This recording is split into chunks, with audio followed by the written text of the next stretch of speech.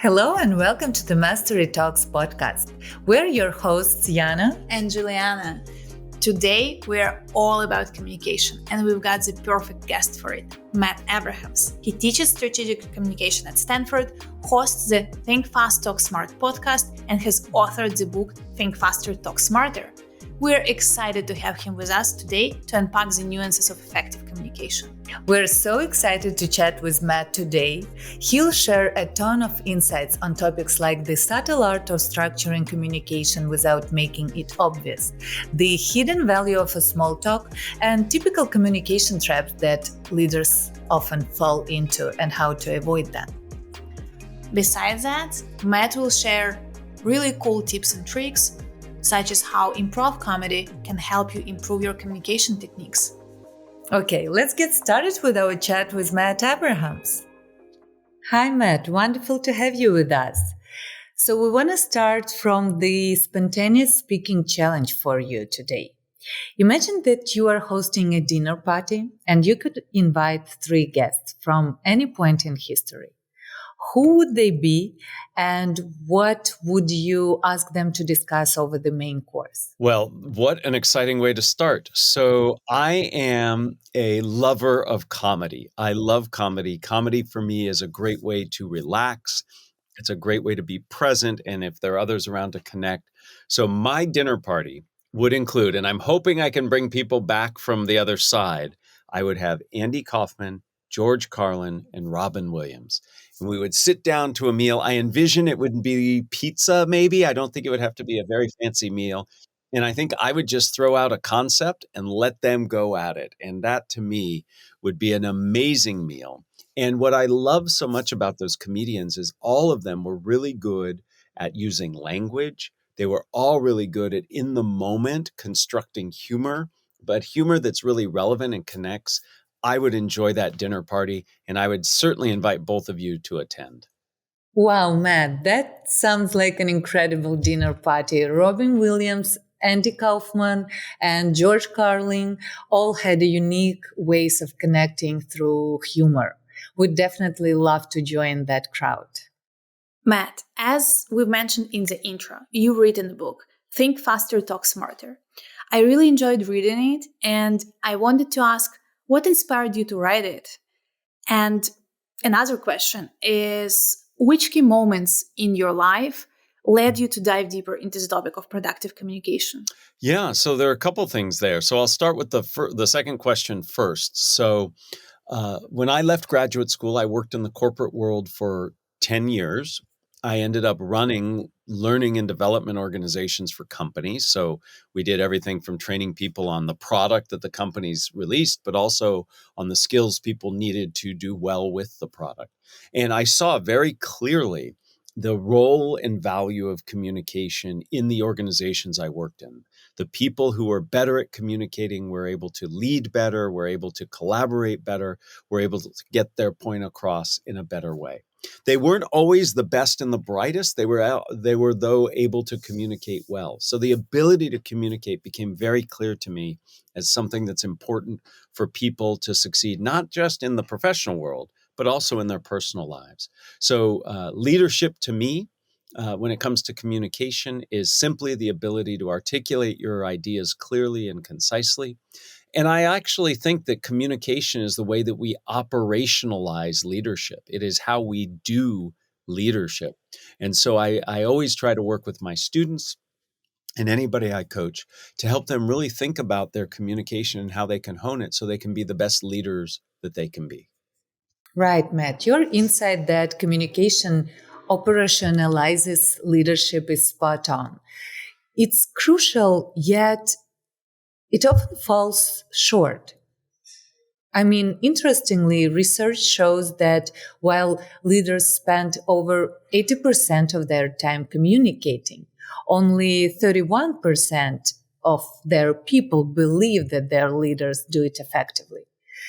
This disconnect is striking, isn't it? From your experience, what do you think contributes to this gap? Why do leaders, despite their efforts, often struggle to communicate effectively? Well, so I think it boils down to something that's very simple. We don't, as communicators, take time to think about the audiences we communicate to. We tend to focus on what we want to say without thinking about who is going to hear it. And if were to take time to think about our audience, tailor our messages to be more relevant and direct and important for that audience, we would actually be able to communicate more clearly, more concisely, in a way that's more salient and important for people. So I actually think that gap is due to the fact that those leaders who are communicating are focused only on broadcasting their message out rather than really connecting their message to what's important for the people they're speaking to, which means there's a pretty easy fix. And that fix is becoming audience centric, thinking about the needs of your audience. What do they know? What do they expect? What are their resistance points? By thinking through that, you can then tailor your message to be better specific to them. And then people receiving those messages will feel like you've better communicated to them and will actually change some of those ratings that you shared earlier. I love the idea that audience centricity is an essential mindset that leaders should adopt. But what specific critical skills would complement this mindset? Which ones do you think are essential to master? Sure. So two things come to mind right away. First, people need to structure their information in a way that's more easily digestible by their audience. Most people, when they speak, especially when they're put on the spot in the moment, just list and itemize information. On slides, they just put bullet point after bullet point. Our brains are not wired for that kind of information. Our brains like structure, things that have a beginning, a middle, and an end, a logical connection. So something that all of us can do, especially leaders, is to structure information. All of us are familiar with structure. If you've ever watched a television advertisement, you've seen a structure. Most ads start with, here's a problem, challenge, or issue. Here's how our product fixes, solves, or improves that challenge. And then here are the benefits that you get from doing that. That's a structure, problem, solution, benefit. As a leader, when I have to motivate my audience or pitch my product or convince people of something, I can frame it as problem, solution, benefit rather than just listing all information. So another critical skill for leaders to develop is the ability to leverage structure. Now, structure helps us in another way. Structure helps us by also making sure that we're more concise and clear. One of the big problems leaders have is they're not clear in what they are trying to get across. So their audience leaves not having everything they need to know to act. So by using a structure, not only do you package the information up nicely and prioritize things, you also make it more concise. So leaders need to be audience centric, focused in their message through their frameworks, and then ultimately make sure that they're clear and concise. Okay, but what if you caught off guard or need to make a quick point that can be outside of any pre-planned structure that you've had? What's your go-to framework to keep your message clear and impactful even in situations like that? So there are many structures you can use. In the book I wrote, I identify 6 spontaneous speaking situations, giving feedback, making small talk, answering questions, etc. So different situations, certain structures match better with. But if there had to be one I picked, there's one structure I like because it is so flexible and can be used in so many situations. The structure is really 3 questions. What, so what, now what? The what is your information. It's your idea, your product, your service, your update, your feedback. That's what you're talking about. The so what is why is it important to the person you're talking to? And the now what is what comes next. Maybe it's let me show you a demonstration. Do you have any questions? Let's set up another meeting. So what, so what, now what is a very useful structure for getting our point across. Let me give you one example so people can understand it. Imagine I'm giving you feedback. You've asked me for feedback. I would say, hey, the meeting you just ran went really well, except for when you talked about the implementation plan. You spoke quickly and didn't give as much detail as you did elsewhere. That's the what. When you speak quickly without a lot of detail, people might think you're not as prepared. That's the so what. So what I'd like you to do the next time you present on this information, I would like for you to slow down and include these two examples. That's the now what. So what, now what helps me organize and structure what I'm saying. In this case, the example I just gave for feedback. That's what I mean by this kind of information. And it can make a big difference. It can be really helpful. Matt, in your book, you mentioned that structures are like invisible architecture, and it's such a cool concept. Can you share more about how do you make the structures work behind the scenes? How does, for example, my favorite structure, problem solutions benefit, work so that audience does not feel like they're just being walked through the template? Well, so that's a very important point to make is if you highlight a structure so much, people feel like you're not connecting with them, that you're just using a structure. It's like when you go to an amusement park and the person just goes through all the safety features before the ride starts. That doesn't sound like they're doing anything but reciting the script, and that's not what we want. So a structure, first and foremost, serves to help you prioritize what you want to say. So I could be very overt in my communication. I could say the problem with today that we're dealing with is, or I can completely imply it without ever saying it. I want to give you an example. This is an example I use in my class. And this is a real world example. At an RSA conference, RSA is a conference where people interested in security go, particularly internet security, data security. And a gentleman presented to that group. And here's what he did to start. Now, I know not all of us present to big conferences. There are thousands of people there. But I want you to listen to how he started to hear a different way of using problem solution benefit.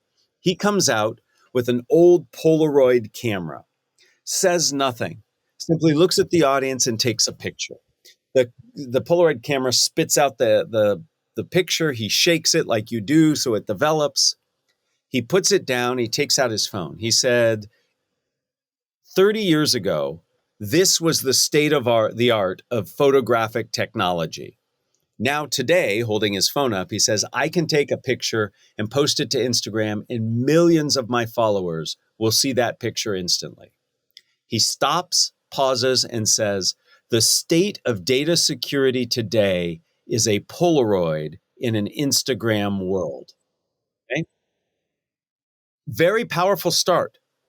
He set up problem solution benefit without once saying, here's the problem, here's the solution, here's the benefit, right? So my point is this. You can hide the structure completely so people don't see it at all, yet it still guides the connection of what you say. Or you can be very overt and name the structure, and you get to make the choice. What do you make the choice on? What you're comfortable with and what you think will resonate most with the audience. So that's a long-winded way of saying that this hidden architecture can be as overt or as disguised as you wish it to be. Matt, I love how you use the problem solution benefit structure so subtly. It also shows that the importance of adjusting your communication for different audiences. For example, explaining tech details to a team versus presenting a strategic vision to executives requires different approaches, right? How do you adapt your communication style to fit different crowds? Right. So you have to think about, in all communication, we have to think about what it is we're doing with what it is our goal for our communication is. So what is it you're trying to achieve? And then once you think about that goal, you then think about what's the most effective way to do it. So let me give you an example.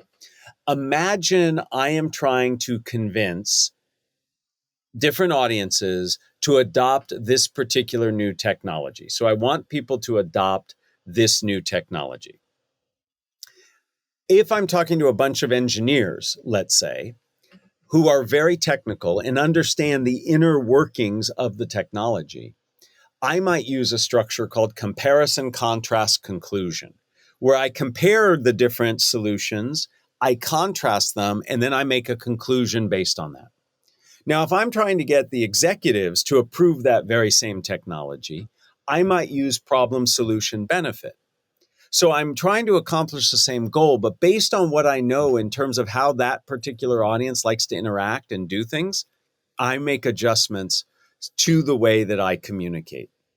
So the answer to your question is I have to know my audience and I have to know my goal. And based on that, I make a decision that I think is most useful and relevant to the audience that I'm speaking to. And it requires in the moment my ability to adjust and adapt and to think what's important. If this is a spontaneous thing, if it is a planned presentation, like I know next week I'm going to go do this, then I can actually focus group it. I can go to a bunch of engineers and say, hey, I was planning on saying this in this way. What do you think? And take their feedback. So it's an iterative process. We have to practice. Yeah, I totally agree that being a better listener is extremely important in communication. One thing that I do to focus on what I hear is visualizing what the person is saying. Having this mental image in my head helps me to internalize the message. But what else we can do to become a better listeners, Matt? Yes, listening is critical to our success in our communication. And most of us are bad listeners. We only listen for the top line of what somebody is saying, and then we begin rehearsing, we begin judging and evaluating, and that gets in our way of actually being able to respond appropriately. So, to be a better listener, we have to be more present oriented, and we need to listen for the bottom line, not the top line, which means we really have to focus. I encourage my students and the people I coach to listen as if you are going to paraphrase what the person said. A paraphrase is really a restating of what they're going to say or what they say in your words. And if I listen to paraphrase, I have to listen very differently than if I just listen normally. So we have to very much focus on how it is we're listening, and we need to listen more deeply. So my advice is to everybody is just to listen with a little more depth, and that will help you. That's an interesting point about paraphrasing as a technique. I've also learned about recently about an improv method where you start your next sentence with the last letter of the other person's final word. It really helped me stay focused until the end, and it was surprisingly difficult. What are your thoughts on this approach?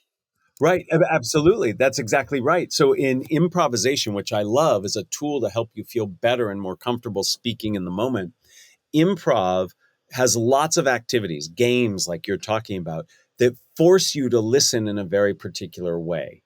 So, for example, starting each next statement with the next letter of the alphabet, or making sure everything you say is a question. All of that is designed to help you be present and listen better. So those are drills you can do, much like an athlete would do a bunch of drills to prepare them to play the game. You can do the same, and that's what improv is doing for you. So you're saying that improv is a training tool. Would you say that listening is similar to exercising a muscle to improve focus and reduce distractions? So, absolutely. I love that analogy of it being a game that you play to help you focus. Listening has lots of analogies. So to me, listening is all about, to me, listening is a gift. And I want to give you a gift that's appropriate. So I want to listen and then demonstrate I'm listening so you feel like you've received that gift. So I like to use that analogy.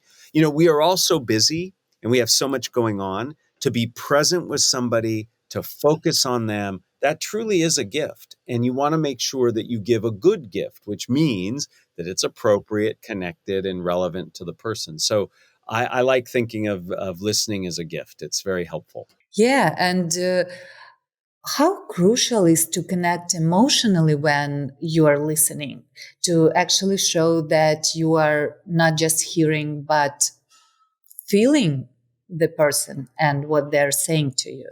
Yes. So emotions are really important, as is engagement. So uh, communication at its foundation is about connection. It's about connection between the people, the ideas, the emotions that we have.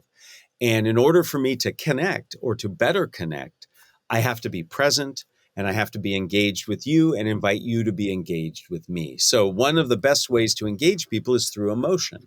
It could be through humor. It could be through concern, whatever that emotion is. So telling stories, using analogies, leveraging use cases that evoke emotion that are relevant for the person you're talking to, that's what makes it engaging. And that's what makes it really helpful for the people we speak to. So you're absolutely right that those are things we need to focus on, and they can really help us to be better communicators. Right. And speaking of storytelling, Matt, it has popped up in our conversations quite a bit here on our pod. We've talked with Alison Kluger, with Jennifer Ecker, who emphasized the power of storytelling on strategic communication. And it's now clear that stories resonate, they help us to remember, they help us to persuade better and build stronger connections. But what is the number one thing here to you in using storytelling effectively in leadership? Yeah. So, and I love that you've talked to Jennifer and you've talked to Allison, two of my favorite people, and they certainly know what they're talking about when they talk about story and strategy. To me, story is a vehicle through to connect to people. And you can do a lot in story to help people to feel as if they're part of what you are communicating. Story is a connecting tool, which means first and foremost, you really need to understand your audience so I can tailor my story for you. I have to understand what's important and relevant in your life. I have to understand what level of knowledge you have relative to what I'm saying. I have to understand where your areas of concern and resistance are, what motivates you. So I craft a story that resonates. So it's all about, first and foremost, understanding your audience. Then it's about crafting the message or story for it to be relevant for that audience. If you don't think about your audience first, your story may not hit the mark that you're striving for. So to me, it all boils down to understanding your audience. I don't see how you can communicate effectively without understanding your audience first. Speaking of engaging your audience, let's pivot a bit.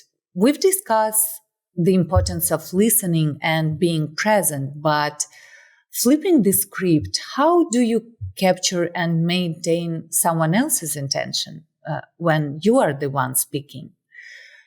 I mean, in our fast-paced world, even the most compelling message can struggle to break through the noise.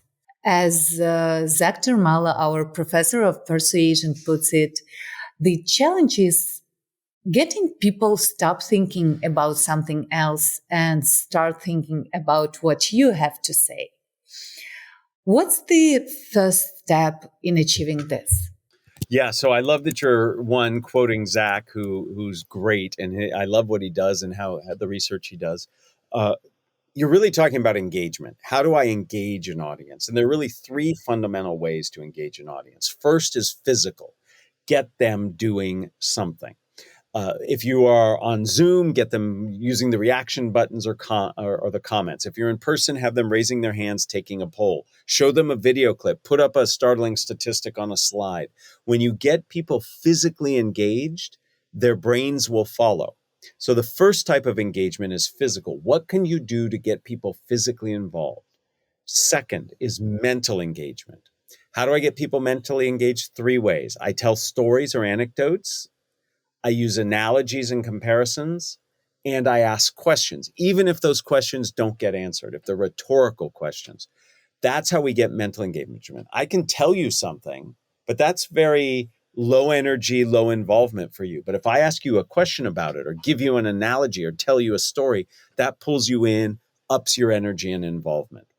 And then the final way, besides physical and mental, is linguistic, through the language you use. I can use your name. That brings you in when we call people by name. Zach has research on the word you and how the word you can draw you in. I like what I call time traveling language. So I can take you into the future by saying things like, what if you could? picture this, imagine. Those are all language words that take you into the future. So you see that future. That's engaging you. So through physical, mental, and linguistic engagement, I can get you involved in my communication in a way that you're not if you're just passively listening. So these are really, really important. You've mentioned the importance of physical, mental, and linguistic strategies. Circling back to audience centricity, could you elaborate on other approaches that focus specifically on ensuring that our message resonates effectively with the audience? How can we better tailor our communication to be both relevant and impactful, and to make sure that our message stands out? To do some reconnaissance, reflection, and research about your audience. So if this is in any communication situation, think about who's going to be in the room, who's going to be on the Zoom, what's their background. Look at their corporate bios or their LinkedIn profiles. Get a sense of who they are and what's important to them. Talk to people who might know them. If it's appropriate, send them a survey. Talk to them yourselves. If you're speaking at a conference, talk to the organizers of the conference. All of these things give you insight into who the person or people are, which allows you then to craft content that can really zero in and focus in on what it is you're trying to do. So you have to take the time to do that work. Now, people often say, well, that's a lot of effort. I would argue by tailoring your message specifically for your audience, you will have a greater impact, which saves you time on the back end when you don't have that impact, where you have to go around cleaning up all your mess, repeating yourself, fixing the problems that resulted because the message wasn't tailored. So to me, it boils down to reconnaissance, reflection, and research to learn about your audience. Right. There is another aspect of communication I wanted to discuss with you, the small talk.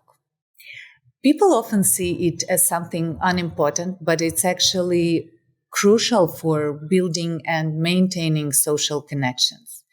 It opens a lot of doors, especially here in Silicon Valley, where networking is number one skill, I believe.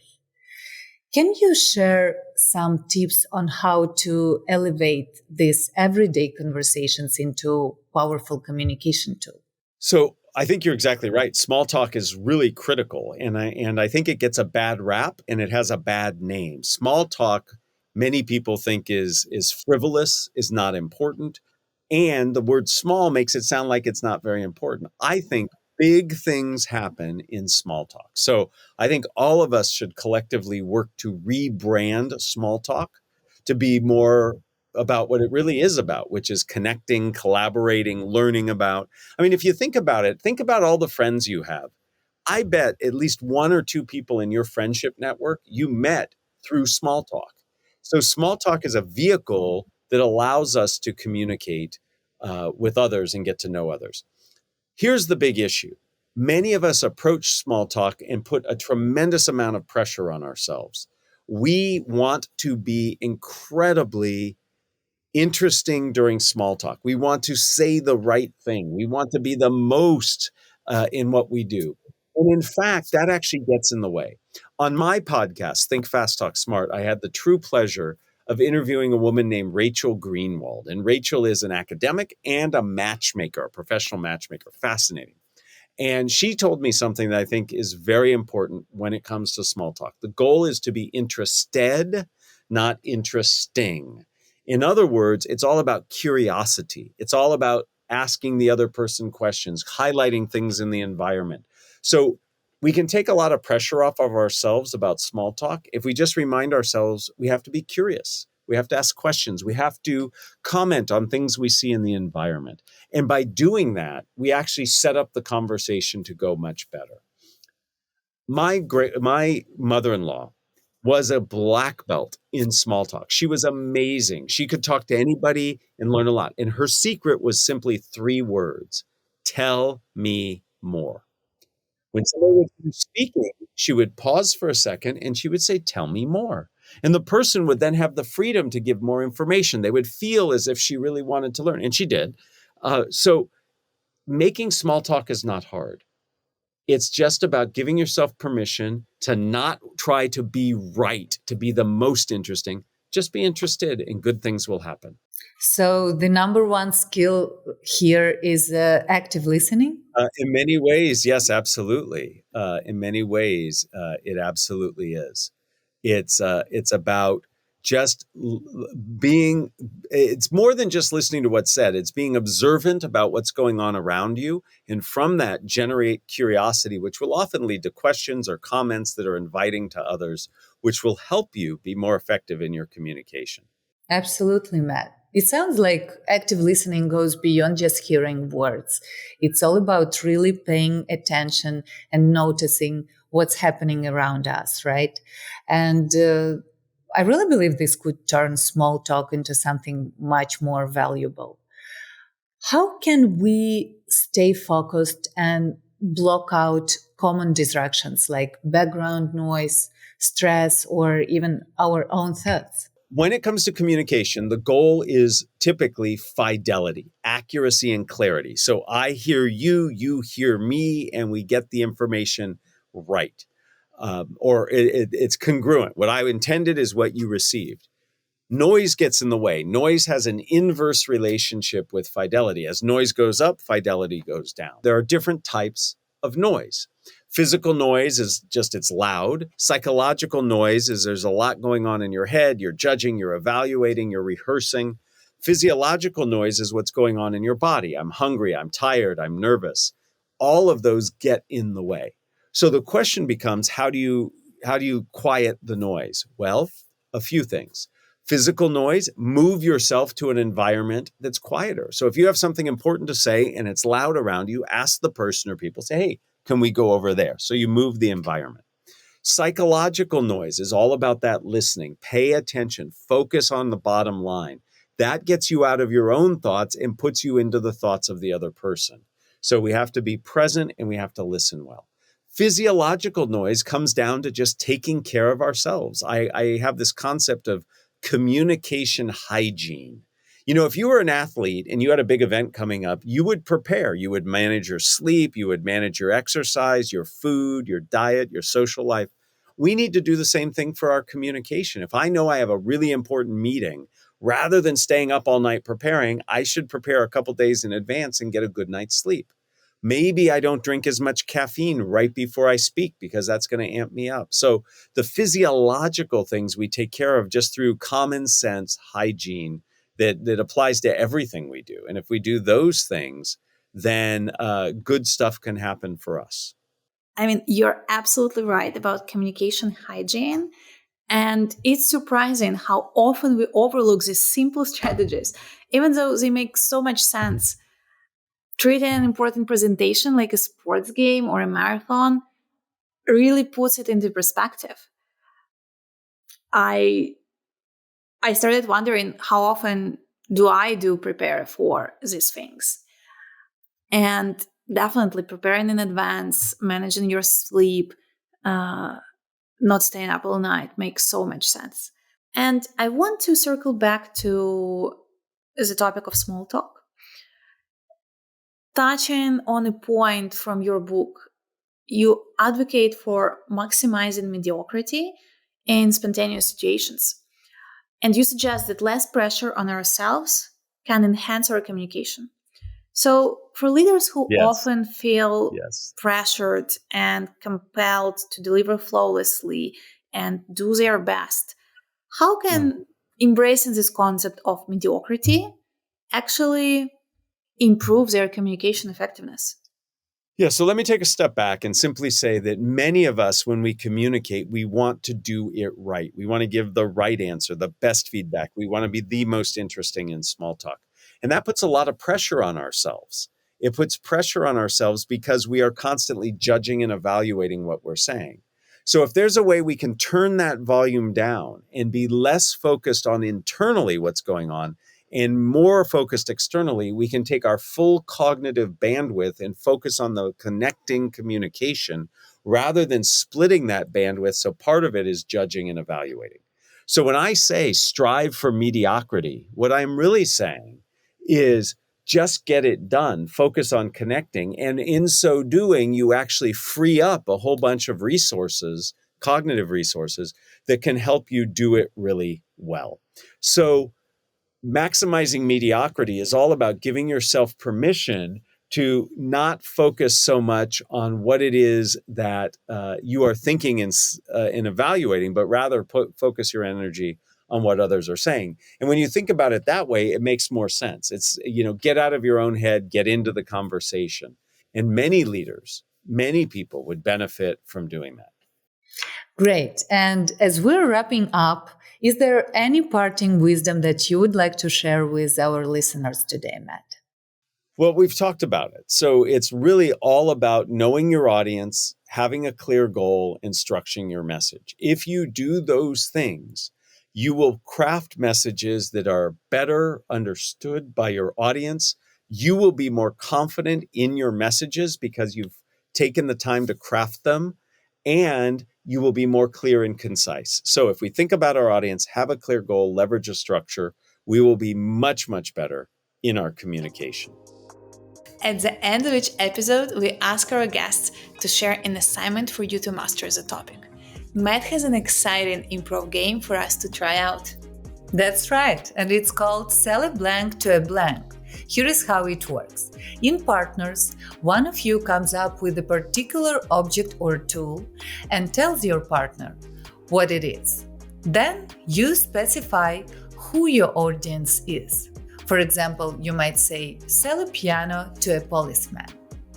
Your partner then has 30 seconds to come up with a pitch for why that specific audience would want the object. For example, in this case, why would the policeman want a piano? After the pitch, you switch roles, and then the other person might have to sell the same piano to a kindergarten teacher.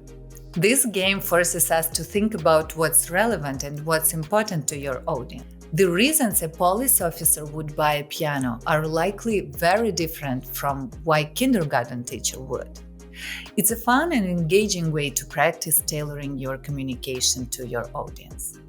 Take on this assignment and share your experiences with us. You can reach out to us on LinkedIn or send an email to team@masterytalks.com. And be sure to follow Mastery Talks on your preferred podcast platform so you never miss an episode. If you've been finding value in our show, feel free to rate us and review. Your feedback helps us craft a better conversations. By becoming a supporter on Patreon, you not only support our show, but also gain access to exclusive bonus content. Head over to patreon.com/masterytalks to discover more. But wait, there is more. We'll be randomly selecting one lucky Patreon supporter who will receive a signed copy of Matt Abraham's book, Think Faster, Talk Smarter. See you soon! Until we meet again, continue learning, growing, and mastering your communication skill through practice.